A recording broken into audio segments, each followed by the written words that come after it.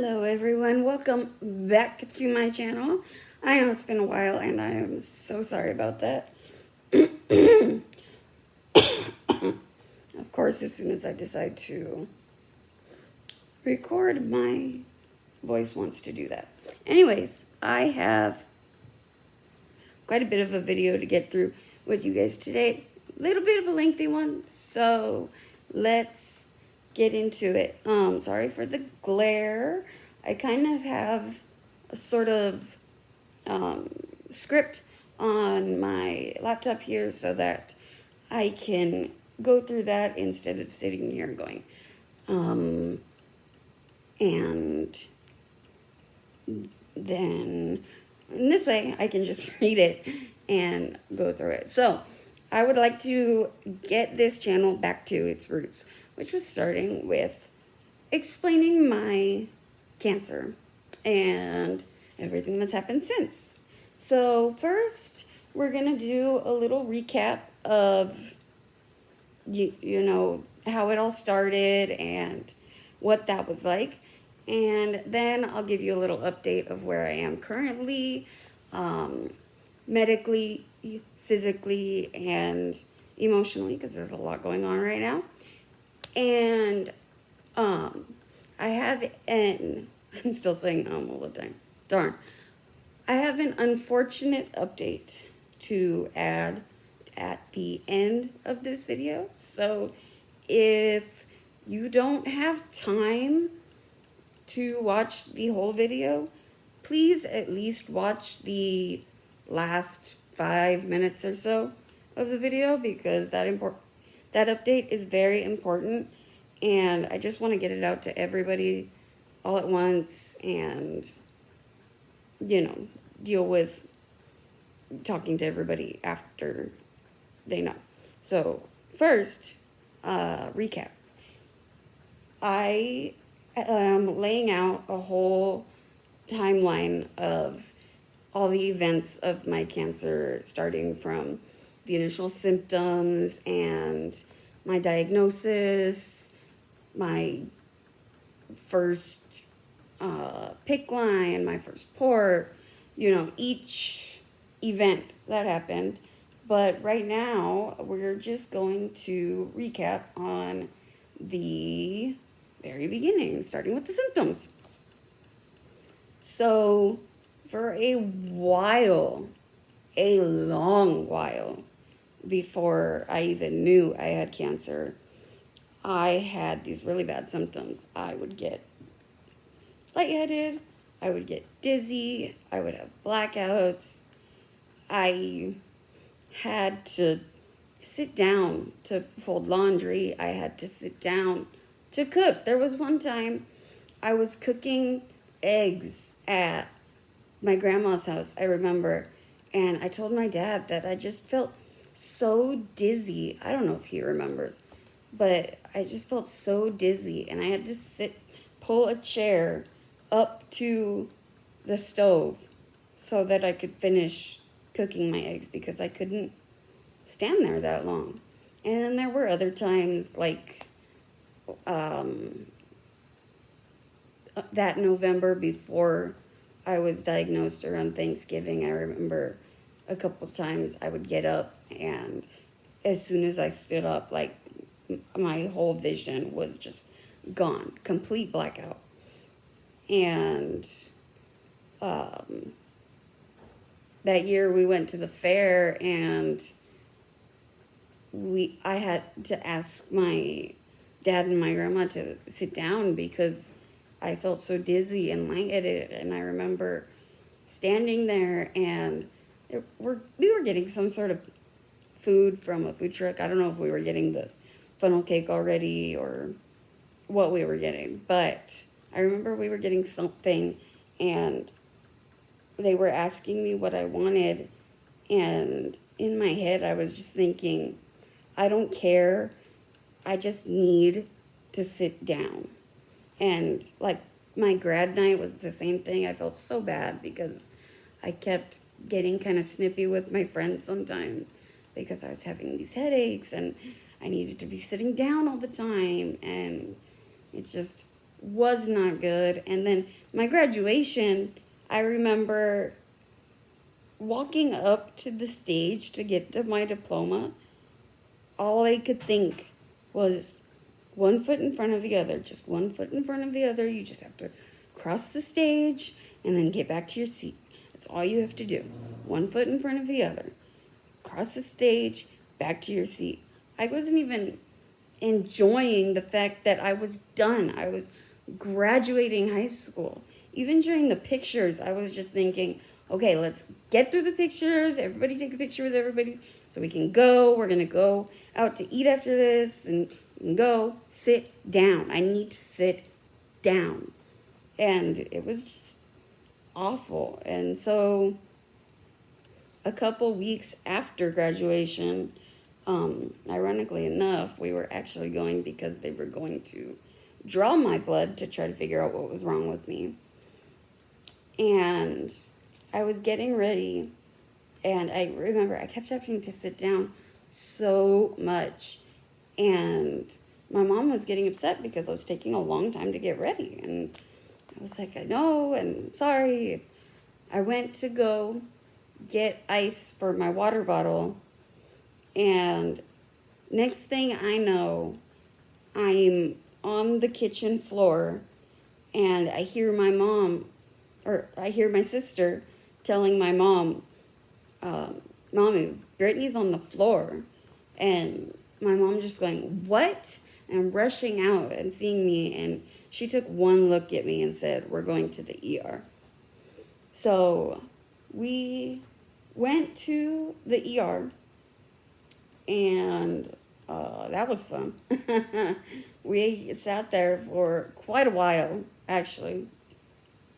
And we were sitting there, and even in the chair, I just felt awful. I couldn't get that lightheadedness to go away anymore. Usually when I would sit down, it would go away, but this time it wouldn't. And it was just this awful feeling. And eventually it reached a point where my mom was like, I can't wait anymore. So she went up to the desk in front of the whole line of people waiting. She went up to the whole line of people, or went up to the desk in front of the whole line of people who were not happy that she did that. And she was like, look at my daughter, look at her. And they took one look at me and took me straight back and started like putting IVs in me. This was back when my veins were still decent.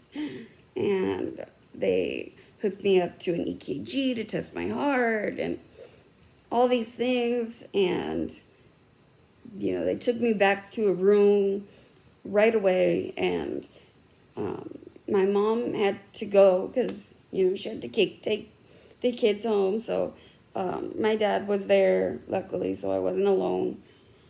And we were in this room and, you know, trying to be lighthearted about it, but at the same time, it's like, what's going on? And this nurse comes in and goes, you should be dead. I said, thank you. That's great news. What's wrong with me?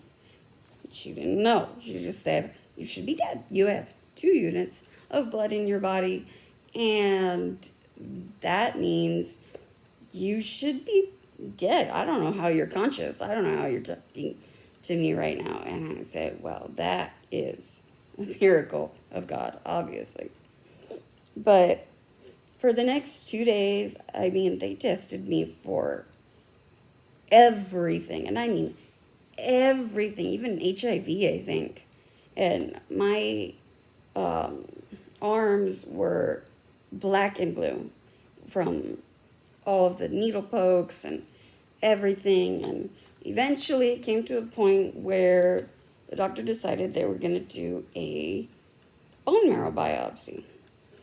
Now, this was my first bone marrow biopsy, and they actually did it like in the room we were in. So it was just me in the bed, and then the closed curtains, my very friendly neighbor, I'll get to that, and then my doctor and the bedside nurse. So she had me lay on my side so that she could do the procedure, because the way to get the bone marrow is through your hip. And she was like, okay, I'm going to numb you. This was also my first time with a lidocaine shot. Those things hurt before they numb you. It burns. But anyways, the burning was not done before she started digging in my hip. So that was very, very painful. And like, my family was literally right in the hallway. They could hear me crying. It was a traumatic experience for everybody involved. But anyways, she's digging in my hip, and then she goes, I can't find anything. And she has me roll over onto my back.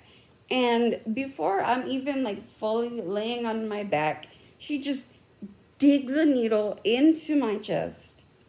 And I think I went into shock, because I don't know how long it was before I heard the bedside nurse next to me telling me, you need to breathe. You need to breathe. And I took in like really deep breaths, and I'm like, she just stabbed me in the, it hurt. So anyways, she took that, and she finally was able to get the bone marrow she needed, and she left. And so the next day, I was lying in bed, and my parents were on either side of me, my mom on my left and my dad on my right. And the doctor came in, and she says, oh, why is she crying? And it's like, you know what? She just wants to go home. She's tired of being here. And the doctor goes, oh, she's not going home. At that point, I started sobbing uncontrollably and really loudly, unfortunately. So I didn't hear the next part of what she said. I just heard that I wasn't going home. And I wanted to know why. So once I kind of just reeled in and brought down my sobs, I looked at my parents and I said, why can't I go home? It must have been the worst day of his life. I think it was a worse day for him to tell me that I had cancer than it was for me to find out I have cancer. I think that was so much worse for him. So awful. I mean, that must have been just really awful. And I know you probably noticed that there was a bit of a video jump there. My nurse came in with my night meds, so I had to stop. Anyways, where was I? My dad told me, and as I tried to console my parents and kind of rein in my tears, at some point they left the room, and I was being prepped for transport. I don't know where my parents went immediately after they left the room. Assuming they went to tell everyone the news. I don't know if they did it right away, or I'm sure they had a lot to process first themselves. But anyways, I had to be prepped for transport because I was at St. Mary's, and that's not a cancer hospital. So I was being prepped for Linda. They were getting me ready, and the bedside nurse, who was also the same one who helped me through my bone marrow biopsy, was helping me to get a shower, and much to the chagrin of my lovely neighbor, was very upset that I was getting showered and ready for transport, even though I had just received bad news because where was her shower?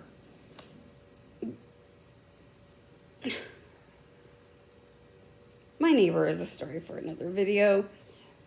Back on track. They prepped me and we waited for the EMTs to show up. My mom had to go home because, other kids. So my dad and my grandma, I think they went home first to grab something and then followed down. But either way, they followed down. So luckily I was not alone on my first night there because that would have sucked. Although I would like to say that the doctor I had, Dr. Gessler, was just one of the sweetest people you could meet. She was sitting there, and when I was put in the isolation room that they had me in, she came to my bedside, and instead of all rushing me with so many questions and everything, she sat down on my bedside and she said, "Do you know what's going on?" And I was just like, "No, I have no idea what's going on. I don't know what they did. I just know they said I have cancer. They didn't say what kind. They just said that they couldn't handle it there and that I wouldn't be going home for a long time." And so, she kind of started to break it down a little bit. And I mean, obviously she didn't do it all right then. It was 9 o'clock at night, we were just trying to get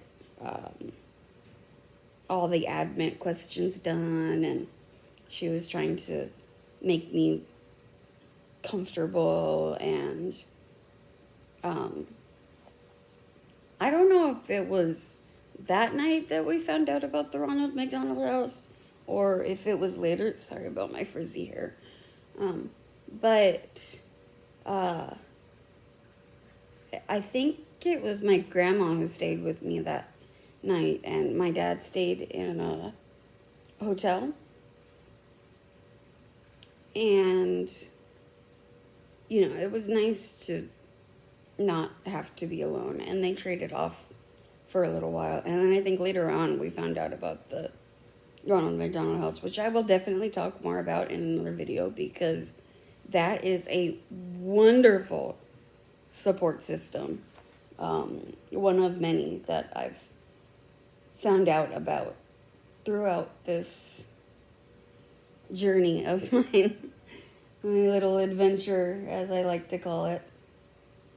But that doctor was great, and I wish I could thank her. But when I went, once I was well enough and I went back to thank her, she wasn't there anymore, and no one could really tell me where she had gone to, because they can't share that information and stuff. So, Dr. Gessler, wherever you are.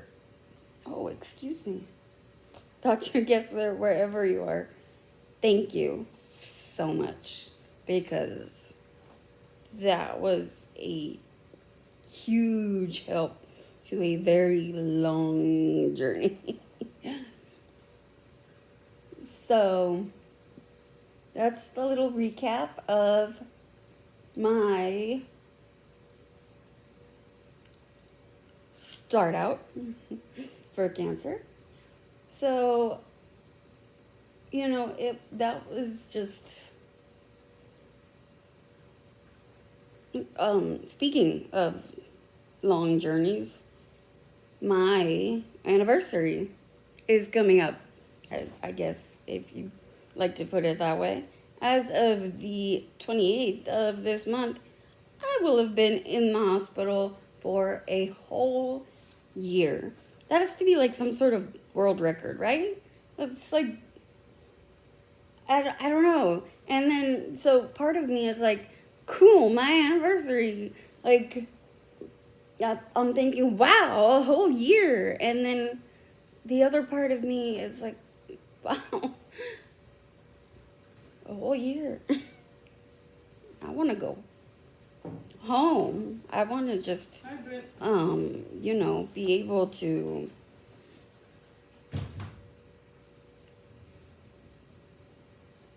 go home, be in my room, in my bed with my family, just I'm trying to like be positive about it, like, because I am I've made it so far through this year than some of the stuff that I've been through. I mean, right now there's still no sign of being discharged in my future, and that sucks. I wish I could say something otherwise, because there's a lot of changes that have happened. I mean, look, no trach, the hole in my neck is slowly closing up. I'm getting better and better. They even, today I got the good news that we're going to try to do dialysis every other day instead of every day, today being the first beautiful day that was without dialysis, and I got to just rest. So it'll be Monday, Wednesday, and then it'll be Friday, Saturday, because I refuse to do dialysis Sunday. That is the Lord's Day. That is the day of rest, and that's that. So let's see, what's keeping me here? I have to have my calves and feet wrapped with what's called lymphedema wrap. So that keeps the fluid off of the area where my wounds were. Just to recap, I had my left leg ripped open by Disney books. Disney books, the little hardcover Disney books, ripped me open like an ice pick, and my foot as well. I could see to the bone. And then my right leg at some point just developed this scab that one day turned into a flesh-eating virus, and I went to the ICU for a very long, very not fun period of time for anyone involved. So yeah, I have the wrappings on both my legs, which, it keeps the fluid off of those areas, but then it pushes it into my thighs. I used to joke about having thunder thighs before. Now I have thunder thighs. They are huge and swollen and purple and full of fluid. But I guess at least it's not interfering with my wounds, which are almost all healed. So that's a plus. Hopefully that will, maybe we can stop the wrapping soon or something. I don't know. But we've got that. And I will definitely explain the virus that almost took my leg in another video. I just want to get a little bit more information from my doctors and stuff about it, so that I can have the full and right information to give to you. And it's not just me going, well, I don't know, one day I had a scab and the next day I woke up and I couldn't move. So, where was I?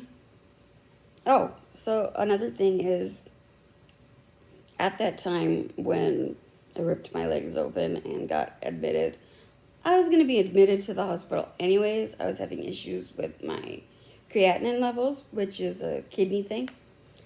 And my kidneys are doing a lot better now. I'm they're functioning more, and that's part of the reason why I'll get less dialysis. And they're also like making urine again. For a while my body wasn't making urine, and that was part of the fluid issue. So it's making urine again, which is good, but much like I have to like reteach myself how to walk, I also have to reteach myself how to dispel that urine. So right now I have to get a procedure done every week that they remove the urine from my body, because even though I'm making it, my body doesn't remember how to pee, literally. I know that's weird, but so is everything in my life.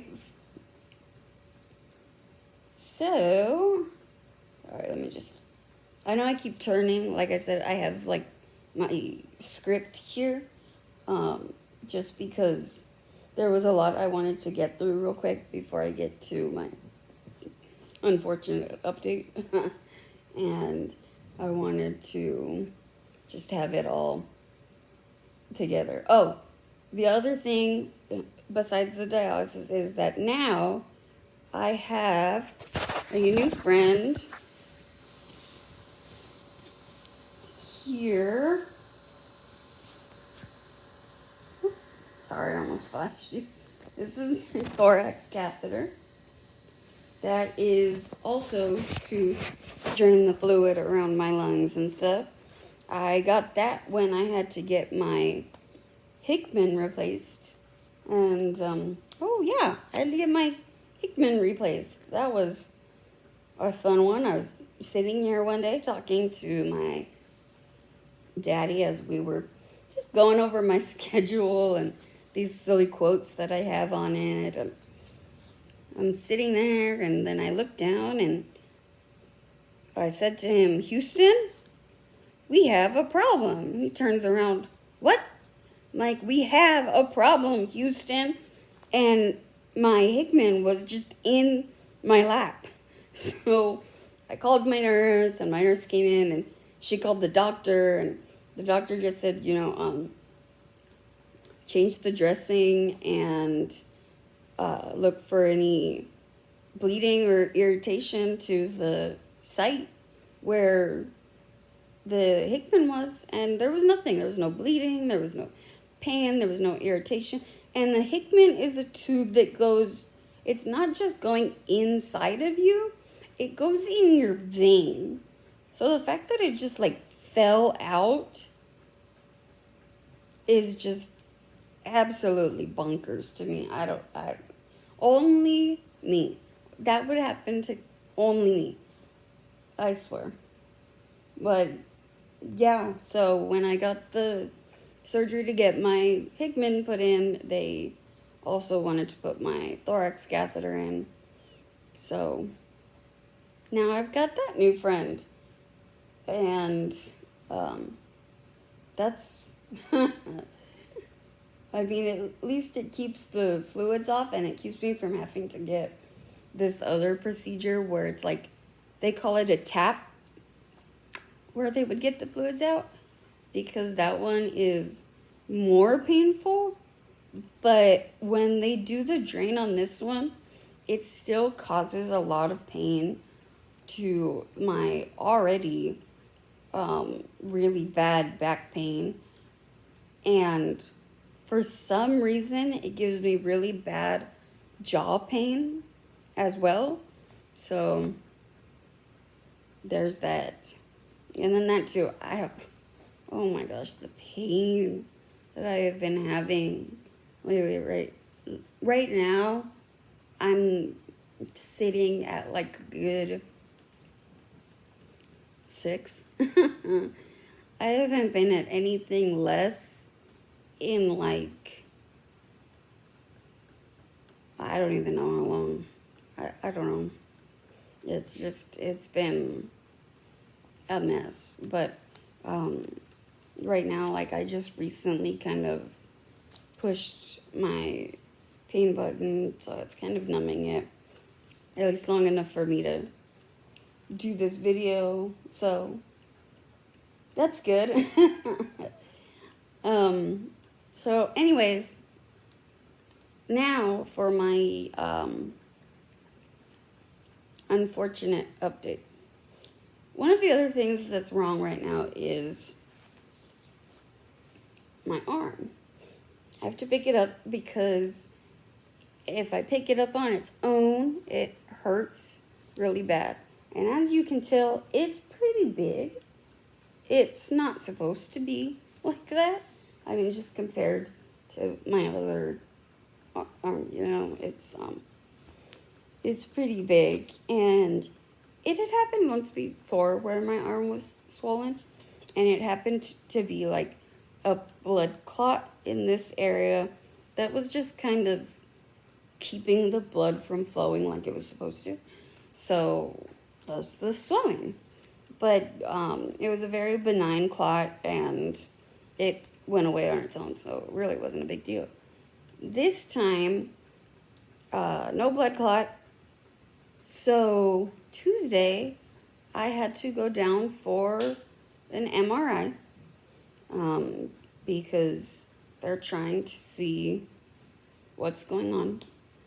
And they figured since I was already going down for an MRI, you know, let's scan everything.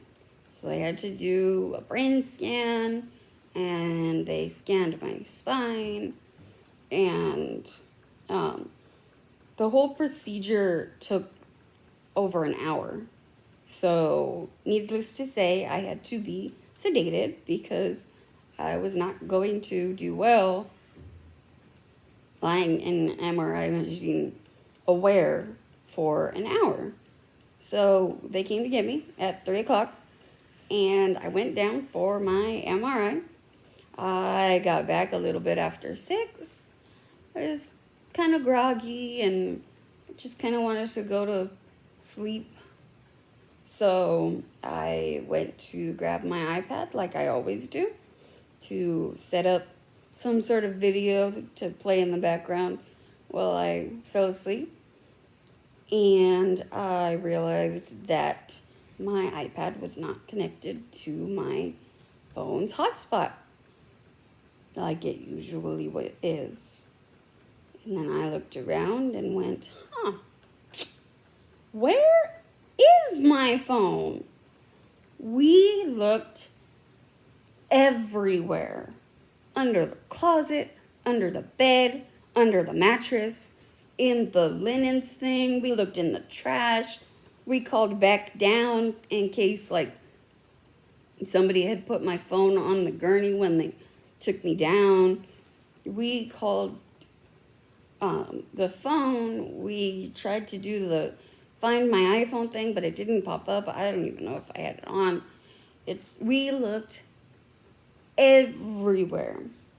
Someone stole my phone while I was down for my MRI. So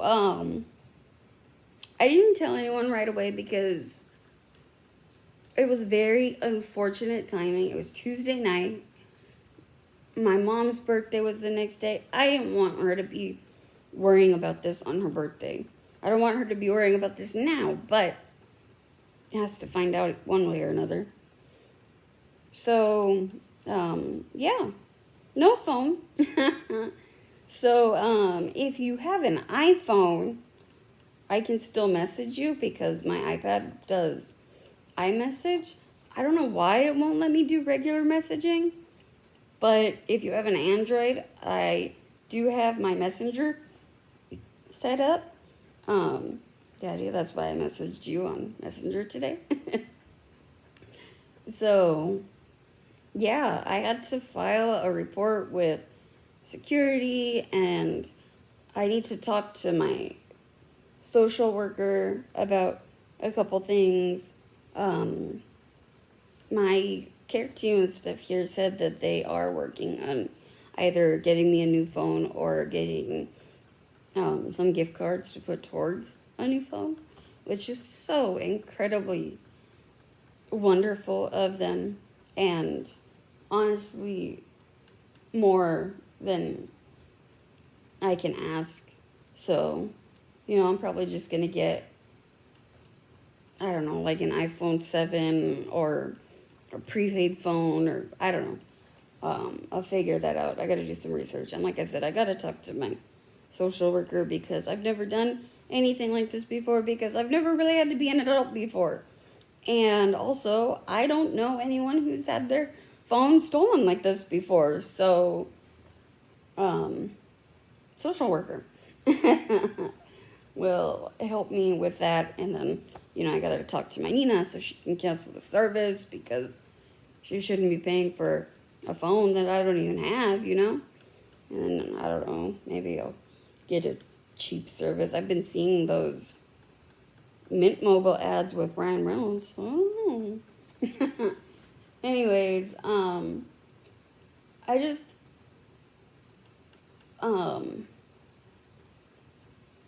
yeah, I need to talk to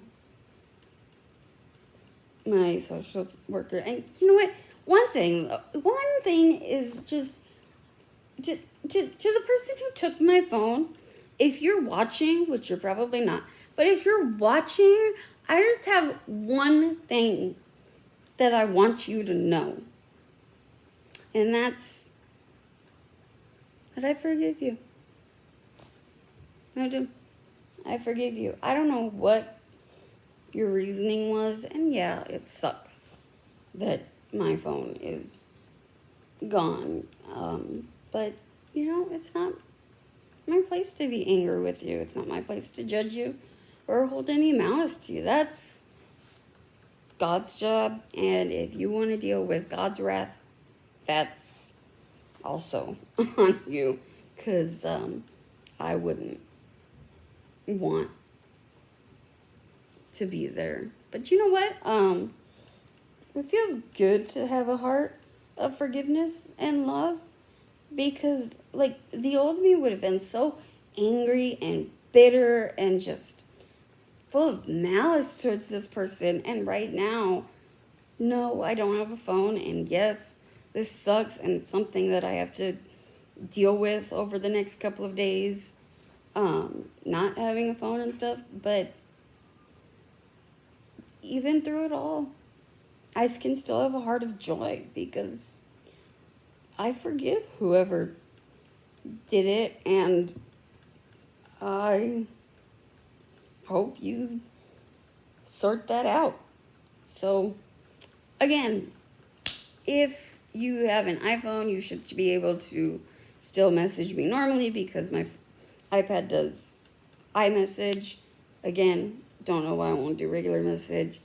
If you have an Android or something else, you can always reach out to me on Facebook Messenger. I turned my notifications on, so I will get anything you send me. So if you texted me and I haven't answered you, that's probably why. So, thank you for sticking with me through a very long video, or at least jumping to the end to see this update.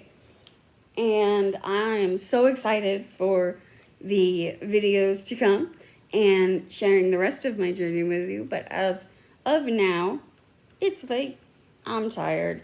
So, that's it for now. And I will see you guys in the next video. Bye.